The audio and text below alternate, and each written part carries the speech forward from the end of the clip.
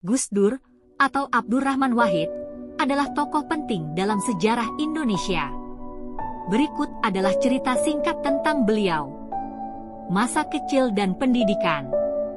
Abdurrahman Wahid lahir pada 4 Agustus 1940 di Jombang, Jawa Timur. Dia adalah cucu pendiri Nahdlatul Ulama, NU, salah satu organisasi Islam terbesar di Indonesia. Sejak kecil, Gus Dur menunjukkan minat besar dalam pendidikan dan pemikiran kritis.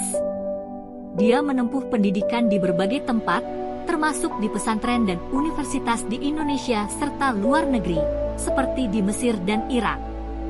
Karir dan aktivisme. Gus Dur aktif dalam dunia intelektual dan sosial politik sejak muda. Dia menjadi Ketua Umum Pengurus Besar Nahdlatul Ulama, PBNU, pada tahun 1984, dan di bawah kepemimpinannya, NU mengalami berbagai reformasi dan menjadi lebih aktif dalam isu-isu sosial dan politik. Presiden Republik Indonesia.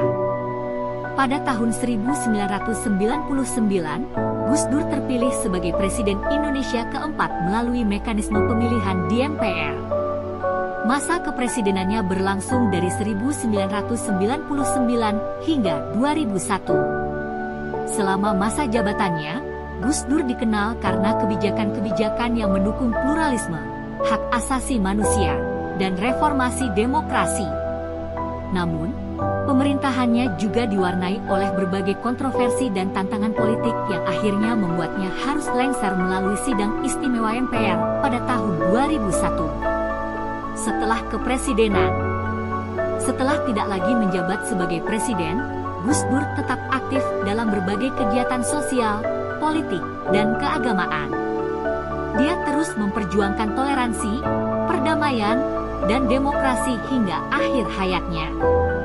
Gus Dur meninggal pada 30 Desember 2009 dan meninggalkan warisan pemikiran serta tindakan yang menginspirasi banyak orang di Indonesia dan dunia. Warisan dan pengaruh. Gus Dur dikenang sebagai tokoh yang humoris, berwawasan luas, dan penuh kebijaksanaan. Dia adalah simbol toleransi dan pluralisme di Indonesia. Buku, artikel, dan pidatonya terus dibaca dan dihargai oleh banyak orang, dan pemikirannya terus relevan dalam diskusi mengenai demokrasi dan keberagaman di Indonesia. Gus Dur adalah contoh pemimpin yang memperjuangkan nilai-nilai kemanusiaan dan keberagaman dalam sebuah masyarakat yang majemuk.